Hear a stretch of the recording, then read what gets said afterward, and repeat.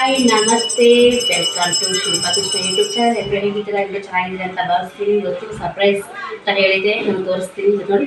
ಹೇಳಿ ಹೇಗೆ ಕಾಣಿಸ್ತಾ ಇದ್ದೀನಿ ಹಾಗೆ ನೋಡಿ ಕಮೆಂಟ್ ಮಾಡಿ ಹೇಳಿ. ಸೊ ಹಾಗಾಗಿ ಇವತ್ತು ಏನು ಸರ್ಪ್ರೈಸ್ ಅಂತ ತೋರಿಸ್ತೀನಿ, ಬನ್ನಿ. ಈ ನನ್ನ ಸಂಕಷ್ಟಗಳು ಪರಿಹಾರವಾಗುವಂಥ ಯಾವುದಾದ್ರು ಉಪಾಯವೇನಾದರೂ ನಿಮಗೆ ಗೊತ್ತಿದ್ರೆ ನನಗೆ ತಿಳಿಸ್ಕೊಡಿ ಅಂತೇಳಿ ಆ ಬ್ರಾಹ್ಮಣ ಕೇಳ್ಕೊಳ್ತಾನೆ.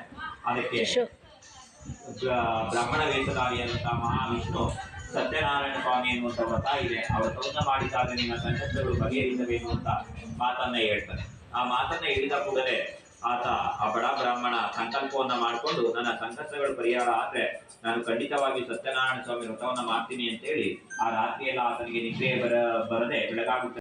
ನೋಡಿ ಆಗಲೇ ಅವ್ರು ರೆಡಿಯಾಗಿ ಬಂದು ಕೂತಿದ್ದಾರೆ. ನಾನು ಇನ್ನೂ ರೆಡಿಯಾಗಿ ಈಗ ಬಂದಿದ್ದೀನಿ, ಸ್ವಲ್ಪ ಲೇಟ್ ಆಗೋಯ್ತು. ಅಲ್ಲೇ ಪೂಜೆ ಸ್ಟಾರ್ಟ್ ಆಗಿಬಿಟ್ಟಿದೆ. ನಾನು ಅದೇ ಬೇಜಾರು ಮಾಡ್ಕೊಂಡು ಕೂತಿದ್ದೆ, ಇನ್ನೂ ಬಂದಿಲ್ಲ ನೀನು ಅಂತ ಬೈತಾಯಿದ್ರು. ಅದಕ್ಕಾಗಿ ನೋಡಿ ನನ್ನ ಮಗನ ಅಲ್ಲಿಂದ ಸೈಡಲ್ಲಿ ಏನೂ ಕಾಣಿಸ್ತಾ ಇಲ್ಲ, ಹಾಗಾಗಿ ವಿಡಿಯೋ ಮಾಡ್ತಾಯಿದ್ದೀನಿ. ನೋಡಿ ನಾವು ಹೊರಗಿತ್ತರು ಕೂತಿದ್ದಾರೆ ಪೂಜೆಗೆ. ಸೊ ಹಾಗಾಗಿ ನೋಡಿ ನಾನು ಒಳಗೆ ಬಂದೆ. ನಮ್ಮ ಅತ್ತೆ ನನ್ನ ಕರೀತಾ ಇದ್ದಾರೆ, ಬಾ ಇಲ್ಲಿ ಅಂತ. ನೋಡಿ ನಮ್ಮ ಅತ್ತೆಗೆ ಇಷ್ಟ ಇಲ್ಲ, ತೋರಿಸ್ಬೇಡ ಅಂತ ಹೇಳ್ತಿದ್ದಾರೆ. ಹಾಗಾಗಿ ನೋಡಿ ಕತೆ ಓದಿಸ್ತಾ ಇದ್ದಾರೆ. ಅದಕ್ಕೆ ನಾವು ಪ್ರಸಾದ ಮಾಡೋಣ ಅಂತ ಕರೆದ್ರು, ಪ್ರಸಾದ ಮಾಡಿ. ನೋಡಿ ಇದು ಮಿಷಿನ್ ಮನೆಯಿಂದ ನೀರು ತೊಗೊಂಬರ್ಬೇಕು. 4 ಗಂಟೆಗೆ ಎದ್ದು ಪೂಜೆ ಮಾಡೋದಕ್ಕೆ ಮಿಷಿನಲ್ಲಿ ಈಗ ತುಪ್ಪ ಹಾಕಿ ಸಜ್ಜಿಗೆಗೆ ರೆಡಿ ಮಾಡ್ತಾಯಿದ್ದೀವಿ. ನಮ್ಮ ಚಿಕ್ಕತ್ತೆ ಮಾಡ್ತಾ ಇದ್ದಾರೆ.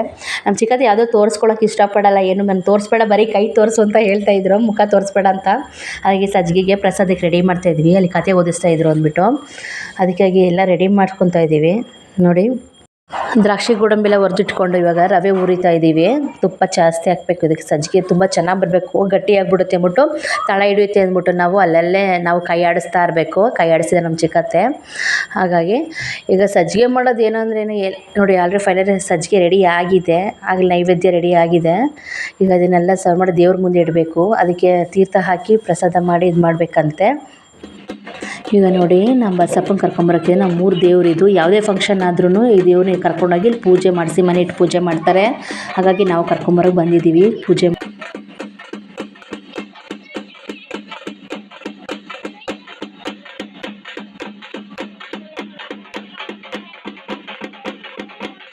ನೋಡಿ ಇವಾಗ ಬಸಪ್ಪನ ಕರ್ಕೊಂಡು ಮನೆ ಕಡೆ ಹೋಗ್ತಾ ಇದ್ದೀವಿ.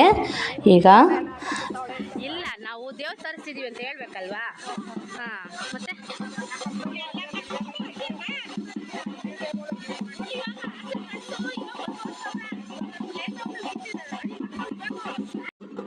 ನೋಡಿ ಬಸಪ್ಪನ ದೇವಸ್ಥಾನ ಮುಂದೆಗಡೆ ಇರೋದು ಮಾರಮ್ಮನ ದೇವಸ್ಥಾನ. ಇದು ಪೂಜೆ ಮಾಡಿ ಈಡ್ಗೈ ಹೊಡೆದು ಮನೆಗೆ ಹೋಗಬೇಕು.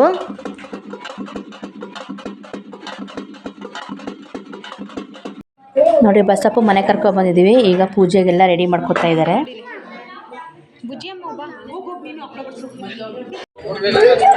ನೋಡಿ ಆಗಲೇ ಊಟಕ್ಕೆ ಕೂತಿದ್ದೀವಿ. ನಾನು ತೋರ್ಸೋಕ್ಕಾಗಲ್ಲ, ವಿಡಿಯೋನ ನಾನು ಮಾಡ್ತಾ ಇರೋದ್ರಿಂದ. ನೋಡಿ ಊಟಕ್ಕೆ ಎಲ್ಲ ಹಾಕ್ತಿದ್ದಾರೆ ಅಂತ. ತುಂಬ ರಶ್ ಬೇರೆ ಇತ್ತು, ಸಿಕ್ಕಾಪಟ್ಟೆ ಲೇಟ್ ಬೇರೆ ಆಗೋಗಿತ್ತು. ಹಾಗಾಗಿ ಊಟ ರೆಡಿ ಮತ್ತೆ ತಿಂತಾ ಇದ್ದಾರೆ. ನೋಡಿ ಇದೇ ಮನೆ.